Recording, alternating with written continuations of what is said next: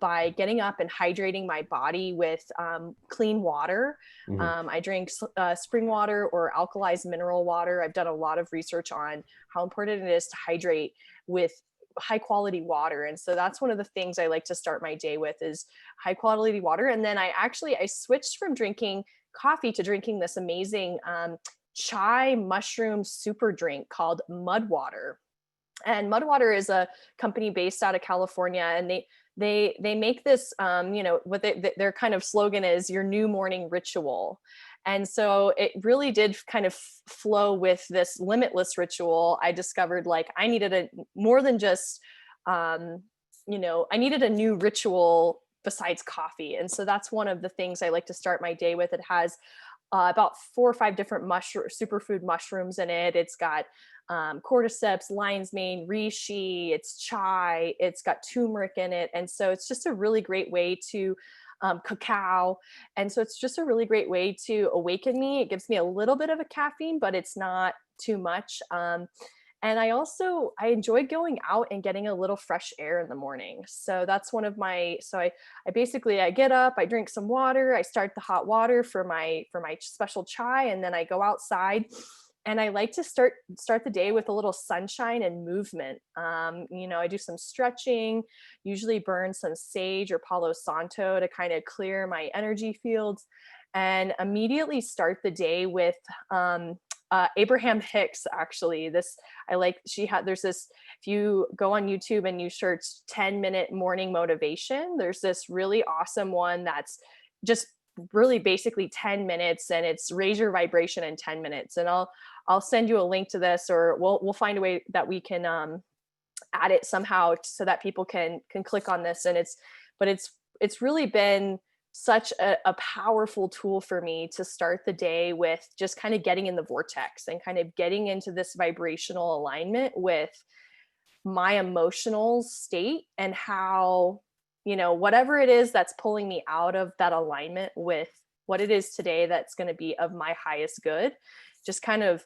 breathing, clearing, and letting myself to fall into space with that divine alignment and good vibration. So that's kind of my initial first couple things I do. And I also really like to consult the cards. So I do have about 5 different oracle card decks. So I kind of rotate them out, and I work with Doreen Virtue. She's the author of several of my decks. I work with her butterflies and her mermaids deck.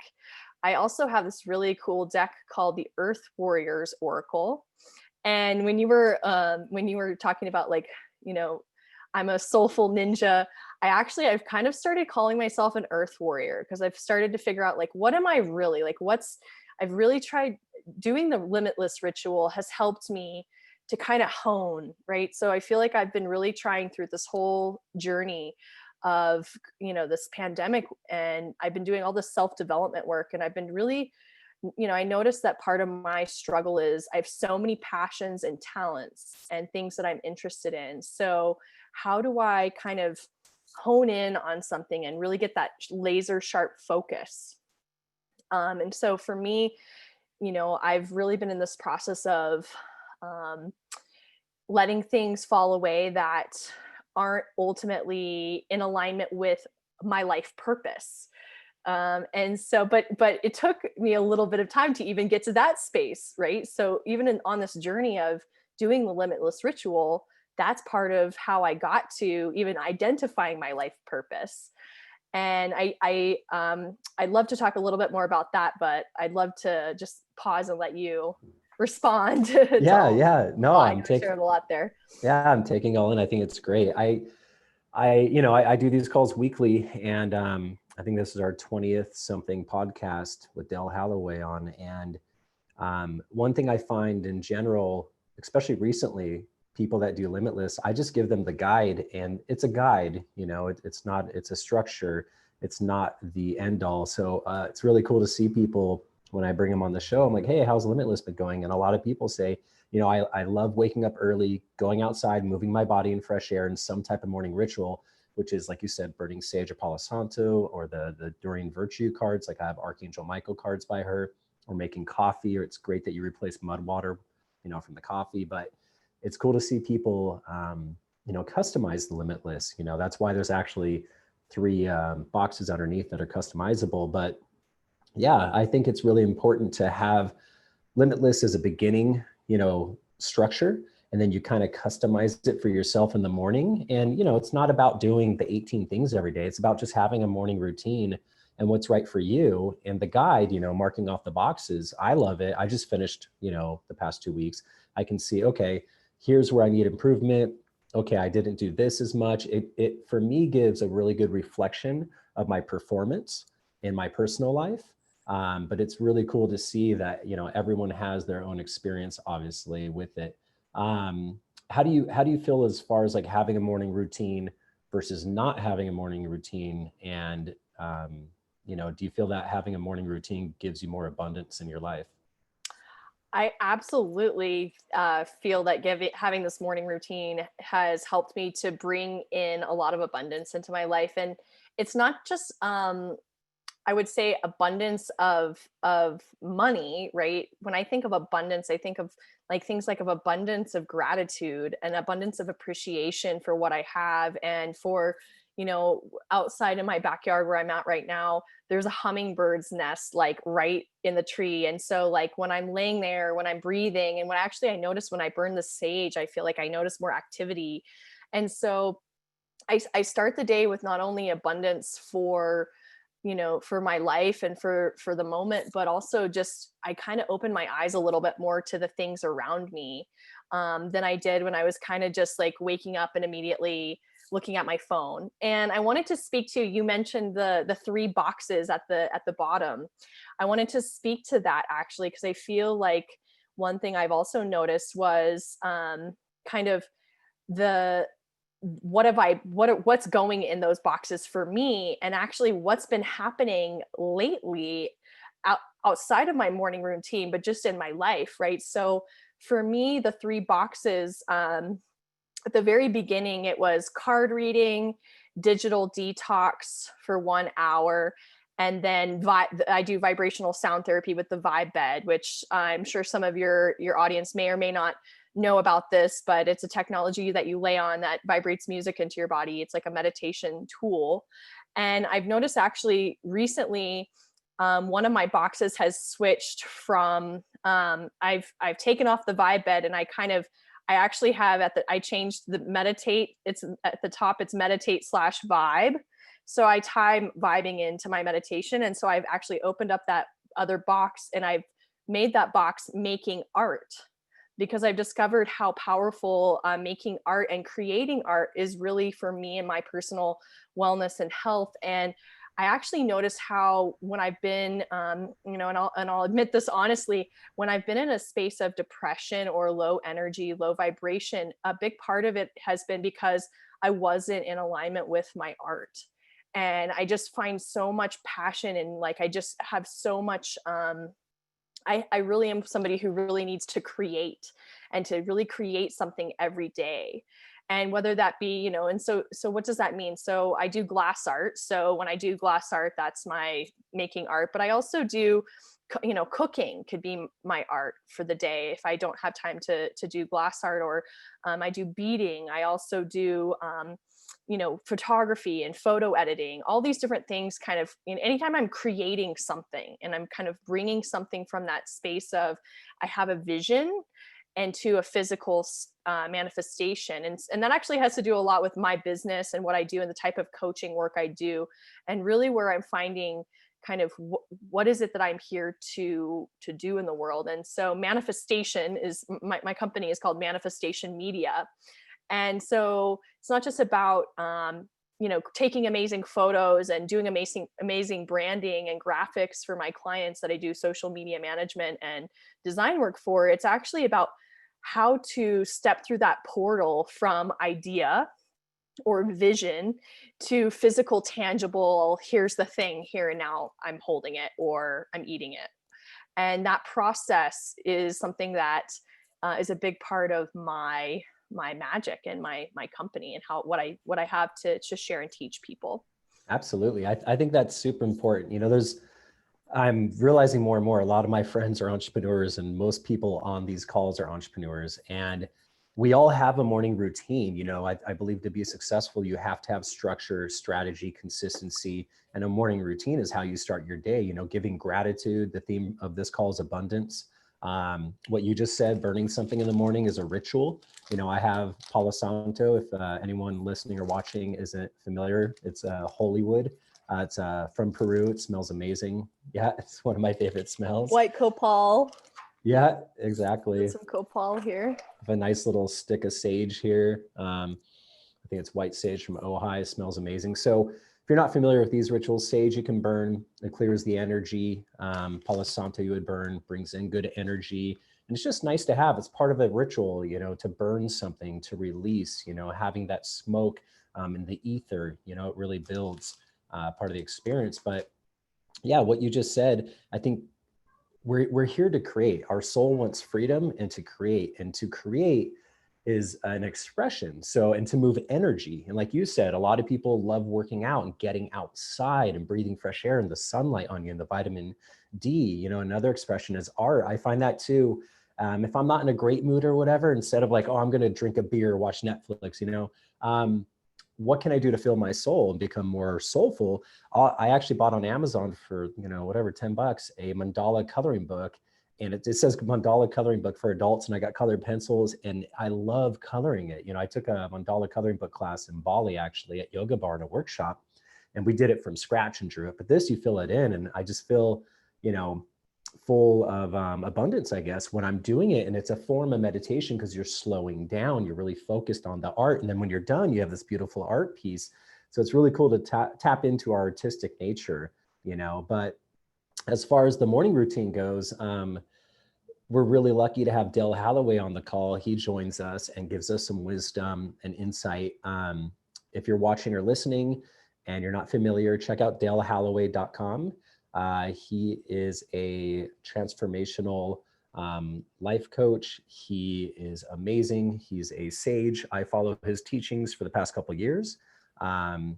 He has online seminars, and on Tuesday nights, it's called Elevate. There are calls that you can join every Tuesday night, and he does online webinars and in-person seminars in Las Vegas. He is the best-selling author of Being Called to Change, which is a great book, highly suggest it. So I actually got a lot of teachings from Dale and other things that I put into Limitless, and just listening to him and his advice, because he's tapped in, and for me and you, we're so busy entrepreneurs, this and that, blah, blah. I feel like everyone needs a teacher. Everyone needs a guide, and that's the name of my company, Yoga Guide, is to guide people to their yoga. And, Dale is my teacher, my coach, just like Kobe Bryant has a coach. Every professional has a coach because they can see from the outside and give them a different perspective and help them.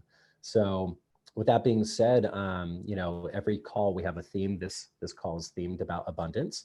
So I'll go ahead and bring on Dale Halloway and we'll get going here. I believe you're on the line, Dale. Let's see here. All right. Dale, you there?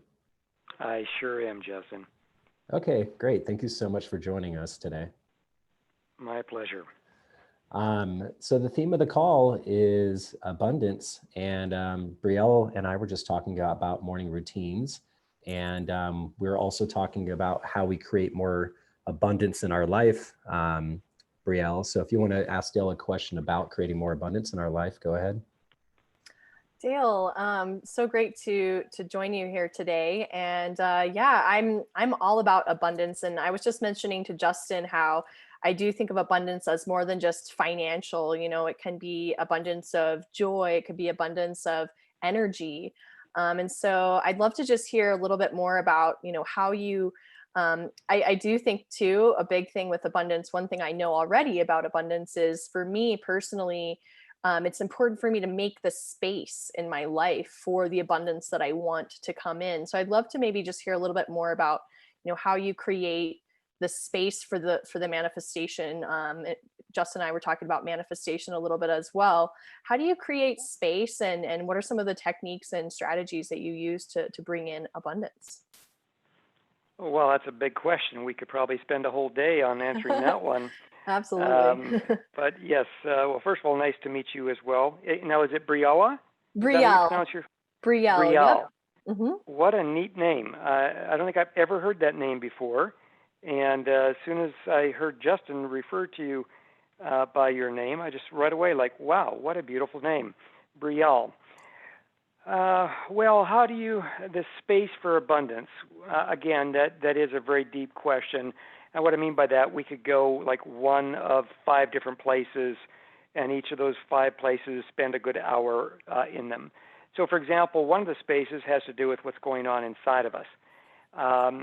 So if one is creating a nice flow of abundance in their world, and that abundance, just as you said, it's not always money, even though there are some people that are more focused on that for whatever their reasons or whatever might be going on in their life. That could very well be their focus, but then you have somebody else who's very focused on creating more of an abundance of love in their life, or as you said, the abundance of energy in their life. So there's, a variety of different areas in our life that it's important for us to first and foremost explore or examine, and then decide in this area, gosh, if I could have a little more abundance, what would that be like for me? What would that be like for me to have a greater level of abundance of love? I obviously have worked with a lot of people over the decades. I've been at this for a long, long time, and been in front of tens of thousands of people throughout the years, and working with them with my sleeves rolled up. And so this is a conversation that comes up a lot around people who, and even people who have been in the transformational space, quite frankly, for 10 years, or in the personal development space for 10 or 20 years. At some point, everybody seems to come to a point or to a place of where there's something in their world that they're struggling with, and as a result, they're not creating the abundance that they would like to have in that part of their life expression, so to speak. So this is where it starts, is to identify what area of your life that if you could have more abundance in, what area might that be? Once you get some clarity on that, then now this is where you go more to the space. So what kind of space is that going to require? Because as you probably are well aware of, there are universal laws that actually govern this. In fact, there's a law, the law of manifestation, that actually within that law, it's like an umbrella, and below that, or branch off of that as in a big tree, you have all these sub-laws. And so the law of manifestation, first and foremost, says that you and I are always constantly in a state of manifesting. Manifestation never stops. You can't stop it. I can't stop it. We can't stop it. No one can stop it from happening.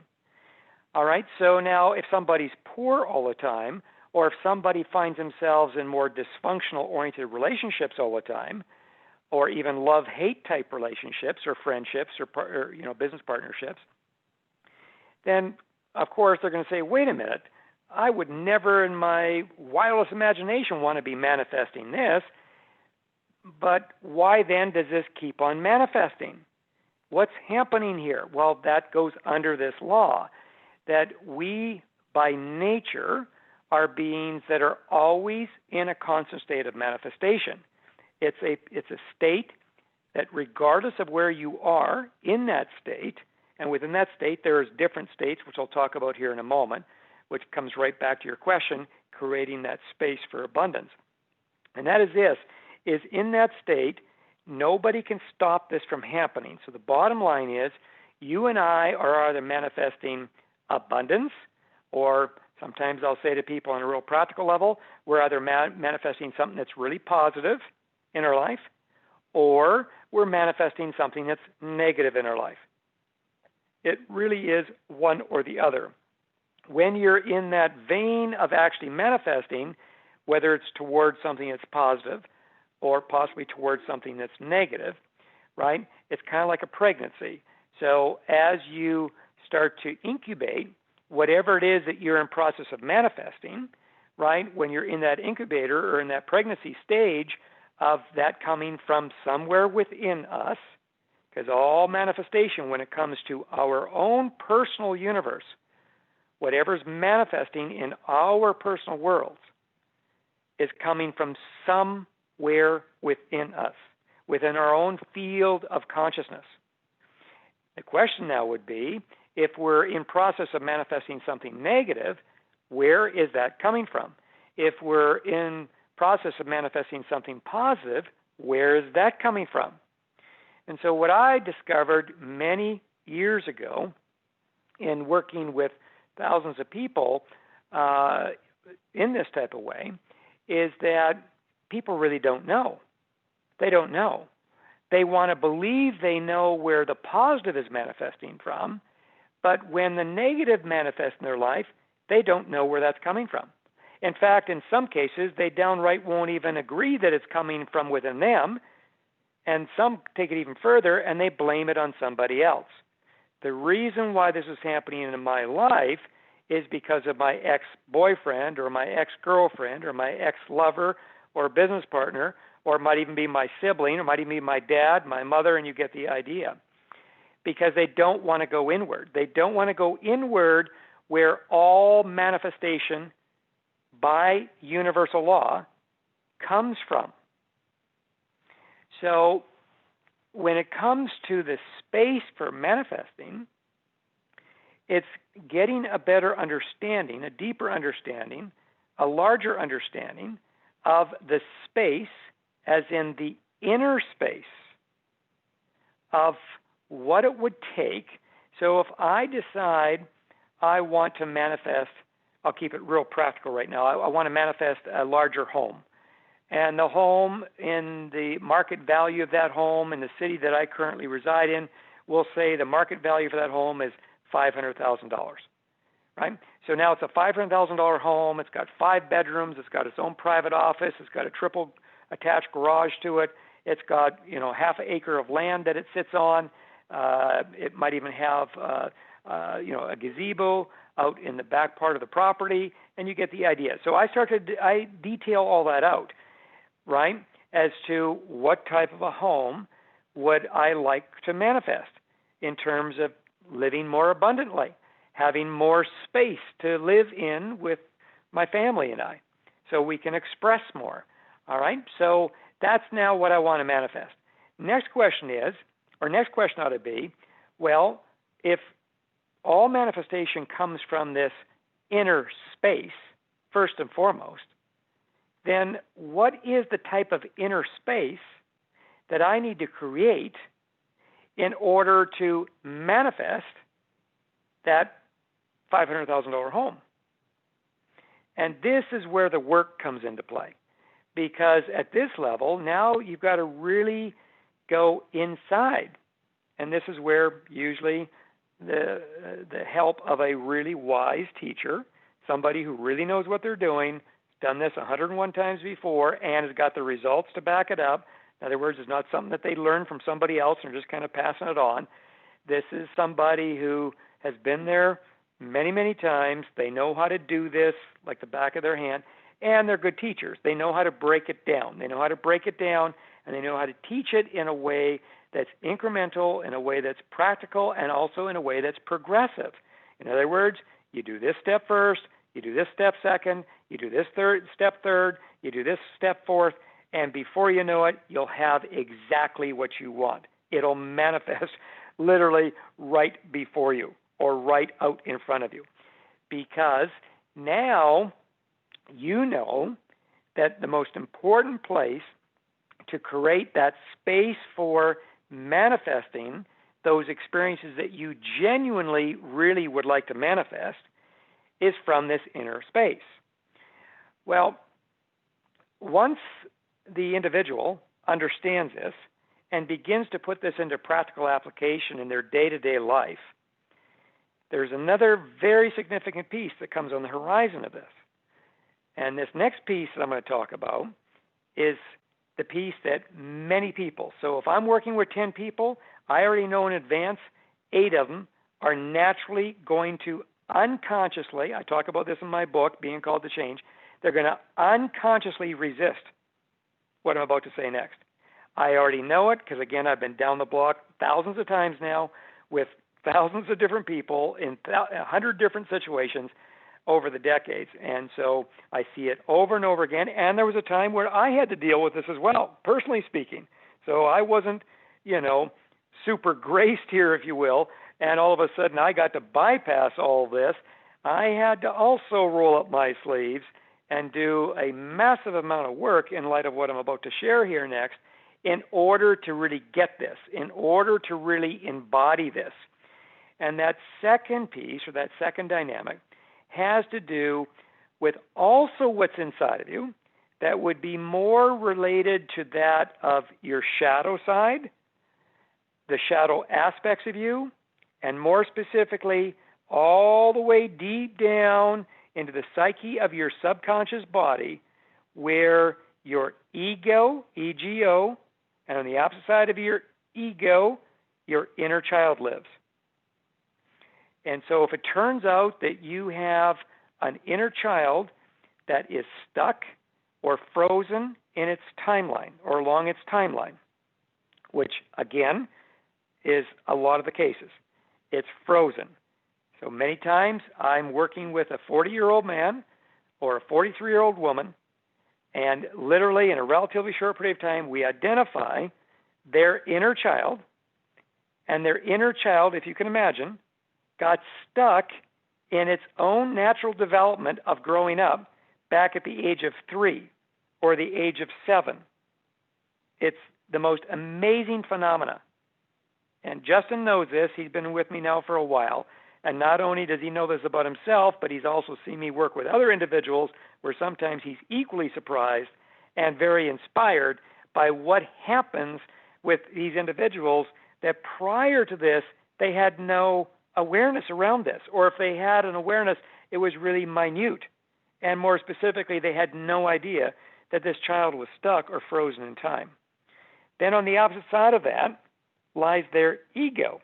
Now, their ego is whenever the ego can get into the process of whatever it is that we're in process of manifesting, this you can go to the bank on. That's exactly what the ego is going to do. Now, the ego, unless it's been taught how to do this properly, which in most cases it has not, at least in my world it hasn't been, until people get taught. Now, obviously, when people find me, this is just one of the areas in where they receive higher education. They receive tools and processes and exercises that are designed to empower them. So they learn how to do this, and they learn how to do it really, really well. And it changes everything for them, especially when it comes to manifestation. Because now, that second dynamic, now, I want to just back up here quickly, and then I'll give you a chance to respond to what I've shared so far. That second dynamic, it only activates when you and I decide on something that we want to manifest. That's, I know it's going to sound kind of strange, when that something is of great value to us. So, for example, some people, it is money. Money becomes of great value to them. Then others that maybe live in the same house, that is not it. What's it for them? It's love, or maybe it's health. Whatever it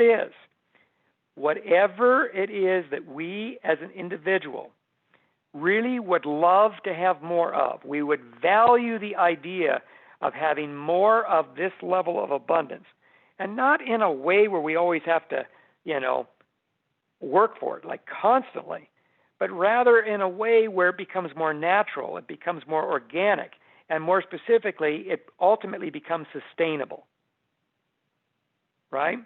And so this is the game changer.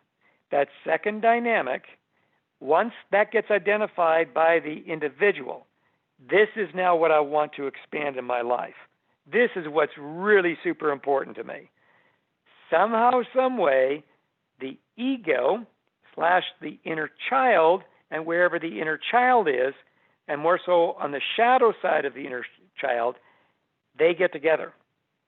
And whether we like it or not, that will get into this process of manifesting the very thing that we genuinely really want to have, but in a way that becomes sustainable. In other words, we don't always have to work for it all the time. Yes, we have to put in some work, there's no doubt about it, but to be able to come to a place where it's sustainable. It's sustainable. It's now become you. You've become it. It's a part of your reality. It belongs there. You belong to it. It belongs to you, so to speak. In order to be there, that this is where the deeper work comes into play. Because this second dynamic, what it's going to require of us is to be able to go in and confront it. Confront it in a gentle way, confront it in a compassionate way, but let's be clear on it. You're going to have to confront it also in a firm way. If there's any kind of wavering here in your confronting of it, it will twist you up one side and right down the other side that quick, because it will move into its own position of power that it has gained over time. And now I'm talking about the ego or even the inner child, and it will show you just how much power it has. And part of what it'll show you that it can block your process. And it will block your process because it can. Unless, of course, you are fully aware of this, and more specifically, you know how to deal with this, and then more specifically than that, you actually do deal with this. And you deal with this in that way where, you're bringing consciousness to it. You're bringing a steadiness to it. You're bringing an inner discipline to it. And should you do that, that's what ultimately expands that inner space to where you become even better at manifesting that type of an experience that you have a genuine, heartfelt desire for to ultimately manifest in that of your own day-to-day world.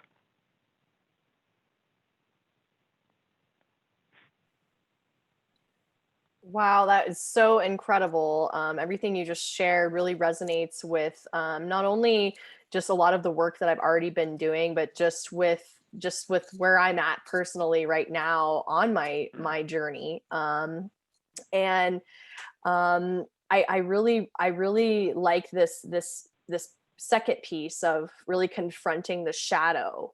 And I actually, believe it or not, have worked in confronting my shadow, and recently did actually a full moon ceremony where that was the part of that was the journey was actually going into our what the teaching was going into our golden shadow. And the way that this was described to me was, it was, that part of you, or that thing that you were maybe like scolded for as a child, right? So that part of you that maybe your grandma or your parent or your sibling said, oh no, don't dress like that, that's too provocative, or don't.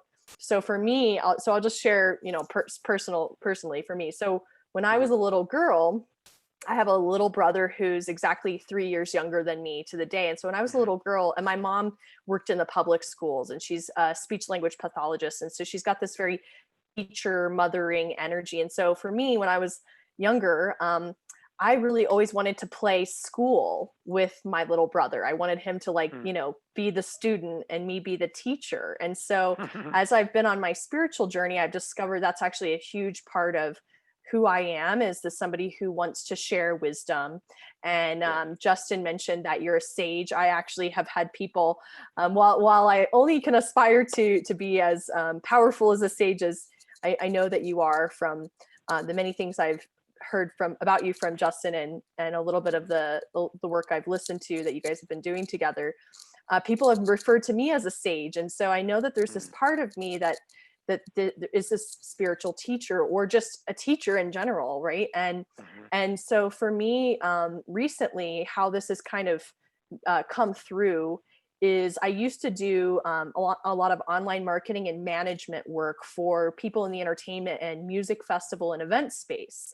And so as that industry is completely shut down, I've lost a lot of my clients. And so what I've been in the space of is like really reevaluating, what to do now. And as I've been on that journey and going into my deep golden shadow, I've discovered, my brother and my mom used to kind of make fun of me when I was younger and call me bossy because I always Mm. wanted to play school. And I had this kind of quote unquote, being called bossy is something that was kind of something that I was called, that kind of it kind of scared me away from maybe being the sage or this wisdom keeper that, I really know that I am.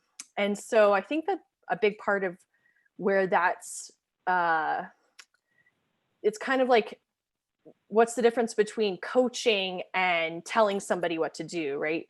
And what's the mental space of somebody who's ready to be coached versus just, a student in a classroom, right?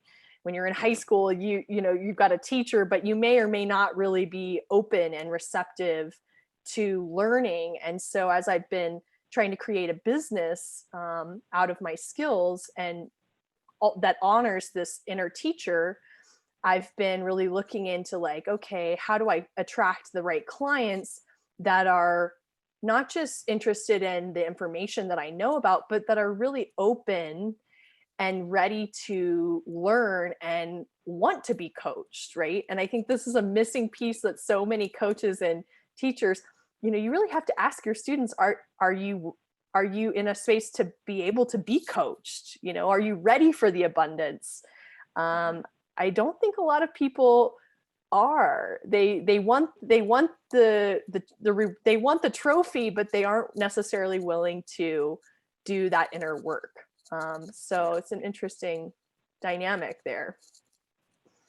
Well, and it's also, at least for uh, some of the teachers that I've been in support of and have helped along their journeys, or coaches. We also have a coaching network too, transformational life coaches that have been certified in my kind of work.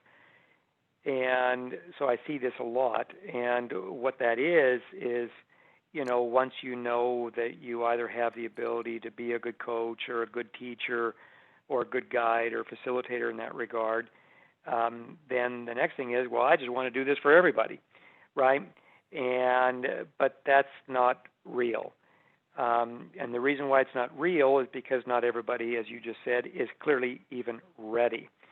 And so, but the fact that we want to do it for everybody, now I'm going to make light of it right now. It's much deeper than this for most people in this regard, because there's usually a whole process that one has to go through to really clear this up. This is part of the shadow side of the teacher, the shadow side of the coach, the shadow side of the facilitator.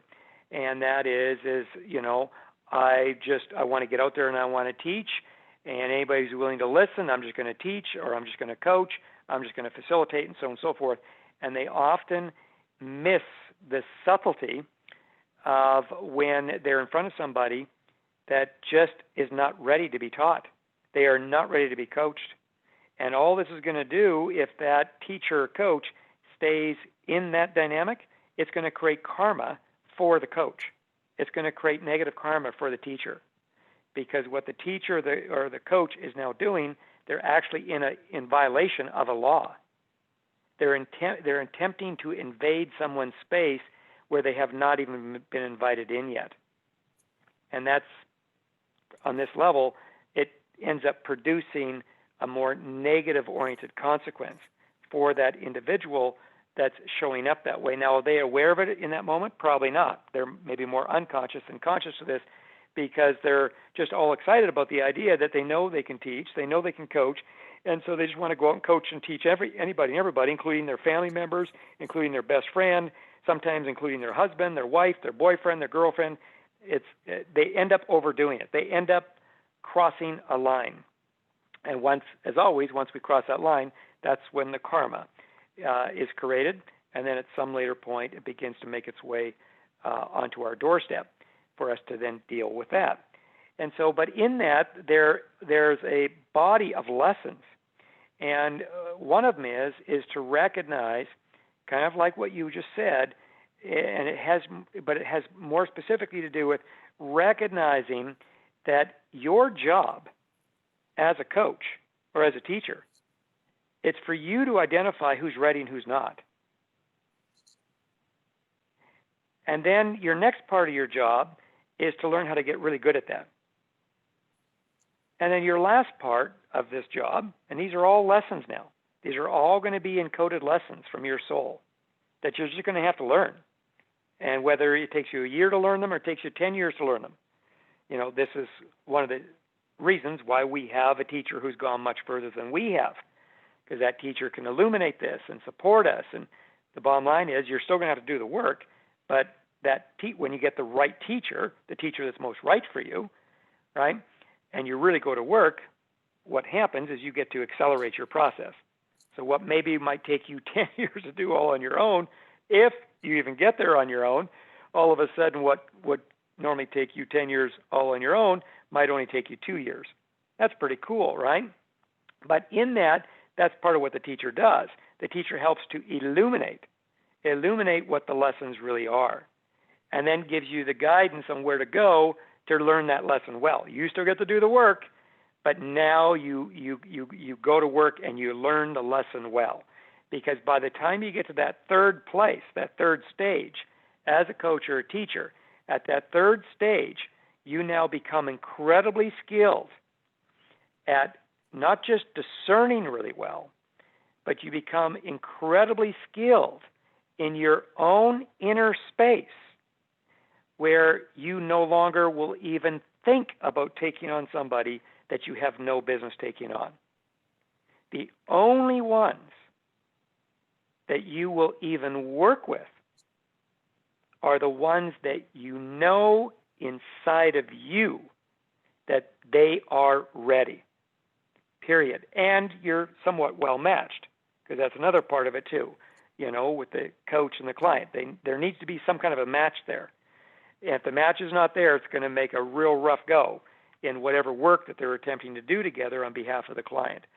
And so, these are, I see these types of issues play out over and over and over again. Again, I'm in front of a lot of coaches. I'm in front of other teachers. I've helped a number of them to really seriously now level up, so they become better in their craft. And therefore, their lives, you ready for this?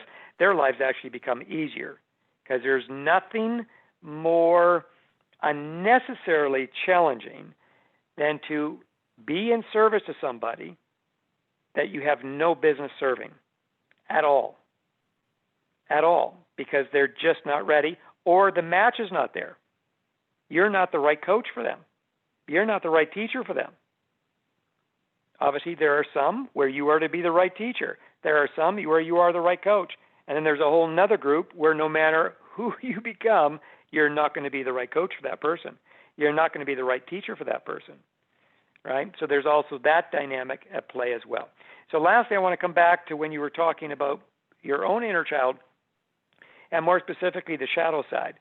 So when you were a girl and you wanted to play the teacher, and so at soul level, there's what I refer to as soul themes. Themes, Themes, soul themes.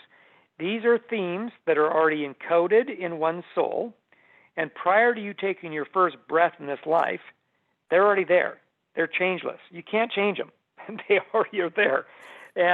But they're specific themes. With every positive theme, there's its opposite. So if there's a positive theme for, say, for example, in your case, it's real clear to me, and by the way, I'm also a seer too, which means I have mystical ability. I'm not just do I have psychic abilities, but I also have mystical abilities, if you know what that is. And so I'm able to read timelines, both past, present, and future, both of individuals as well as the collective. And so from a soul theme perspective, when you come into this life and one of your soul, and most of your soul themes, if not all of them, will all show up by the age of 13. All of them. It just, most kids that are being born, right, they don't have conscious enough parents to even recognize, because partly the parent doesn't even know what their soul themes are. they're now 50 years of age and they have no idea what their soul themes are, right? Because they went to sleep. And by the way, everybody goes to sleep, right? And so then it becomes a question of whether or not you wake up. So this is nobody's fault. It's clearly not our parents' fault, that's for sure. But this is kind of how it goes. And yet the soul themes ultimately cannot be denied. Everybody has them. They're very unique to each individual, very unique.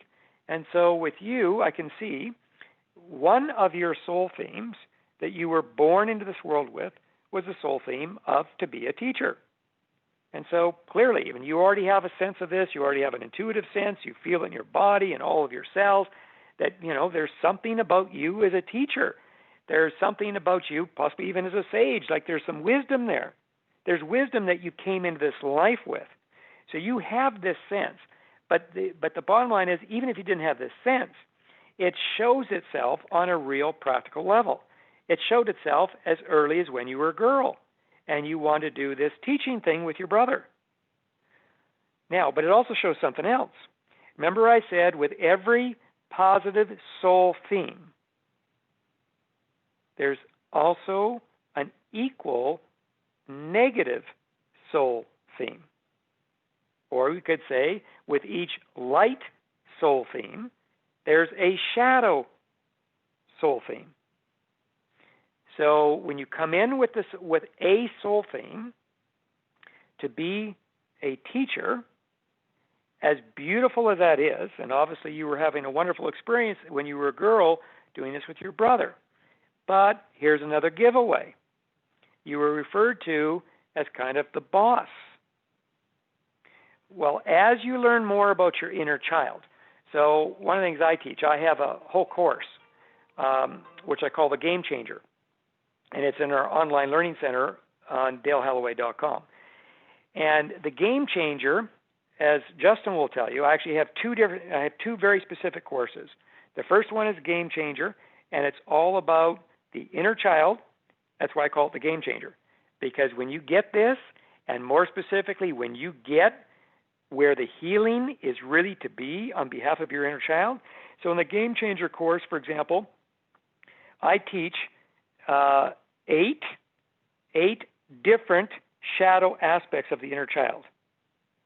And I guarantee you that if you're with me and I have 100 people in that room, and over the next 4 days, when we get to this part of the class, I guarantee you every single person in that room will resonate in the most profound of ways with at least one of those shadow inner child aspects. In most cases, they resonate with 3 or 4 of them. Now, in the course, we hone it into 2 because you don't want to take on too much too fast. That's the other part here as well. So you want to do this properly, step by step, so you get an awesome result on the other side of this. Right? In this case, there is a shadow aspect, believe it or not, within the inner child, at least a shadow aspect that I've coined. And I coined this like literally 25 years ago. And one of the shadow aspects, if you end up in the Game Changer course, you'll see it. It's called the boss. And if I'm in front of 100 people, yes, awesome. Exactly. I'm sorry, I'm giggling. Right? Of course. It's literally, 25 years ago, I named it the boss. Oh my goodness, I love it. And now, it's just one of those shadow aspects, but it's specific to the inner child. And so here's where it now comes into play. So on a soul theme level, so you have the positive, which is the teacher or the coach. You're born to do this, and you know it. And it showed up when you were a girl. However, what also showed up is the shadow aspect of the inner child.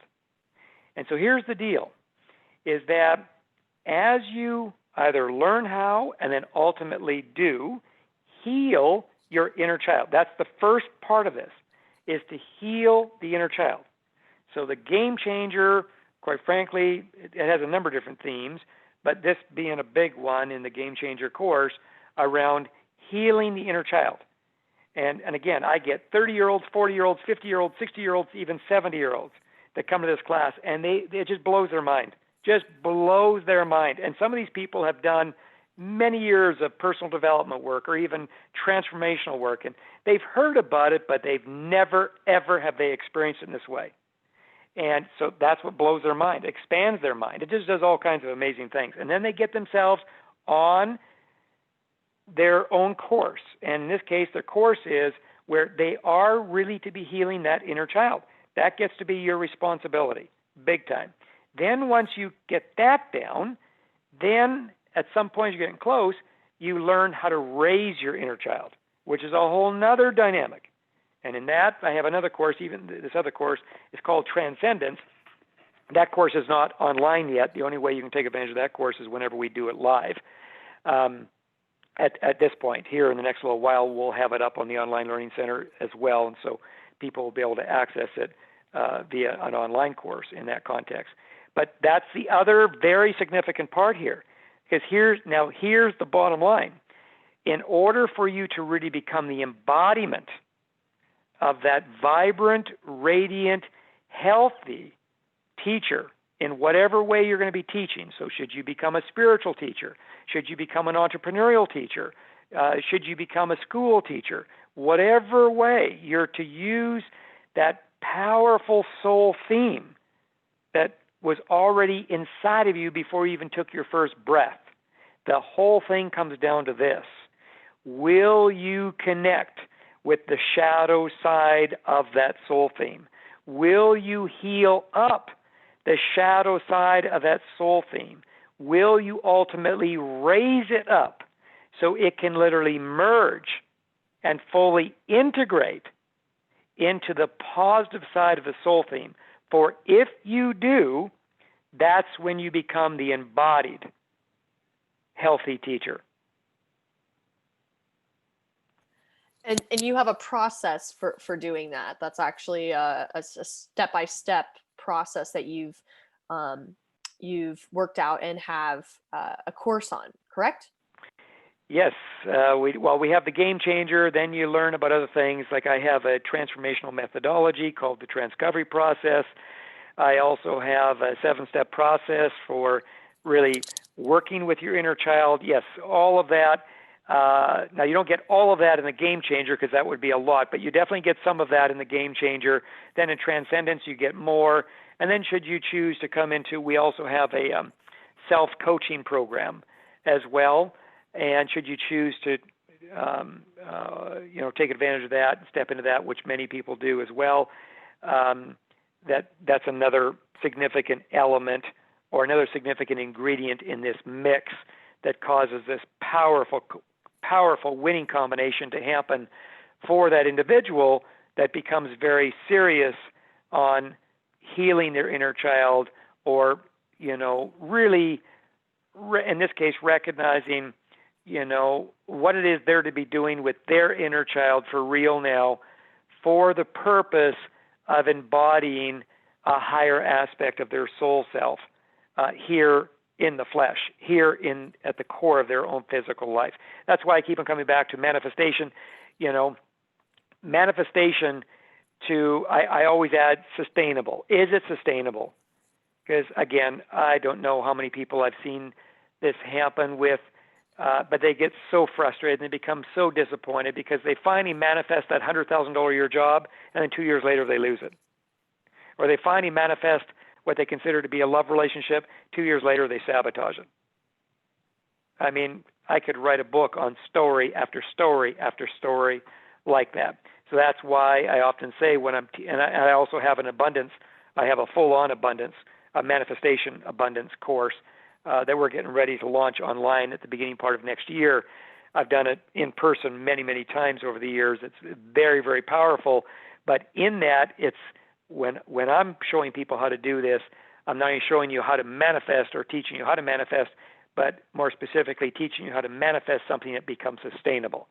Because I've seen so much what I would consider to be unnecessary pain and incredible disappointment with people who go to a personal development seminar, they get a couple of real powerful techniques on how to manifest, they go in their world and they get some movement, but they can't hold it. It won't sustain.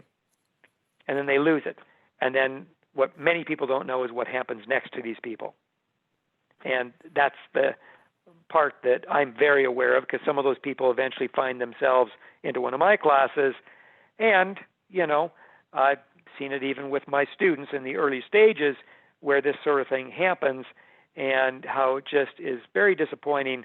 Yet when they learn how to do this properly, and they learn how to do this in going the distance all the way, when that happens, I mean, it's kind of like, that old adage, I could teach you how to fish, and if I teach you how to fish, I feed you for the rest of your life, or I could go out and do the fishing for you, and I feed you for the day. And so in this context, it's being real clear, and this comes from obviously a lot of experience now, because not only was I born with a lot of wisdom into this life, but I've become a lot more wiser, so to speak, just as a result of the many years of having done this in my own life personally, and then professionally speaking, entrepreneurially speaking, to where the wisdom in which I embody has become even more and more and more. Or as those who know me from even 40 years back will often say, not only did he have a tremendous amount of wisdom even 40 years ago, but his wisdom is so refined. It's just so refined, and that's probably true too. But that has more to do with my life experience. That's how that wisdom became so refined. Is I've got just a tremendous amount of life experience with a lot of different people, a lot of different companies, and of course my own personal life as well. And then you put all that together, and even that whole idea of manifesting, but manifesting something that becomes sustainable, right? Versus just manifesting something and then losing it, right? Or sabotaging it or destroying it. Justin has all kinds of stories, even with some of his friends, where he's watched them start to manifest something, and then all of a sudden the whole thing just crashes and burns, just evaporates. Like, what the heck happened here? I thought you were such a great manifester. Yeah, you maybe were good at igniting the manifestation process, but you have no staying power. No staying power. And that's where people can really end up feeling very disappointed, both in themselves, in the process, whatever it was they were taught from whoever it was that they were taught, and then, usually something else then happens as a result of that. So learning how to do this properly, learning how to do this correctly, there's no easy way to do it. There's no quick fix to do this, but there is a way. And when you line I'll say lastly, I love the martial arts, and so I often use that as a metaphor. And in the world of martial arts, you could go and find a weak sensei, and especially if you have a lot of money, you'd be amazed how quickly they'll give you your blue belt or your black belt, or eventually, possibly even your first degree. But when push comes to shove and you really need it the most, it might not mean all that much to you because you didn't really pay your dues. And in other words, you didn't go through all of the steps. You bypassed some of the steps. And that's the difference between that type of a teacher versus the type of teacher that is truly a master at what he or she does, but in being a master or having become a master, they know what all the steps are. And so they will not bypass the step. And if it means they lose a student, they'll be the first ones to bless the student and say, go find another teacher. I don't want to teach you anymore. Versus the other type of teacher will keep on teaching and teaching and teaching, even though they know that student that they're teaching has already missed 3 steps. Or maybe they don't know. Maybe they don't even know what those 3 steps are that they've missed. I suppose that's another possibility from the teacher's perspective or from the coach's perspective as well. So right? No skipping class, eh? Exactly. Yeah, No well, that's skipping it. class. That's a really good strategy. That's right. That's a good one. Yeah. Yeah. It's good to stay with it. And if you're listening or watching, and you want to learn more about what Dell's talking, and something I've learned, one of the most important things I've learned from Dell is how to stay in your power, how to stay in your vibration, because, you know, you can manifest and get in flow state and then you'll crash. Or like Dale says, these people come into money. He's worked with people that are millionaires. They come into all this money, this and that, and they lose everything. It's how do you stay in that vibrational state? So yeah, I try and keep these calls around an hour, and we're about at that time. So if you're listening, watching, like I said, you like Dale's wisdom, you want to learn more, go to dalehalloway.com.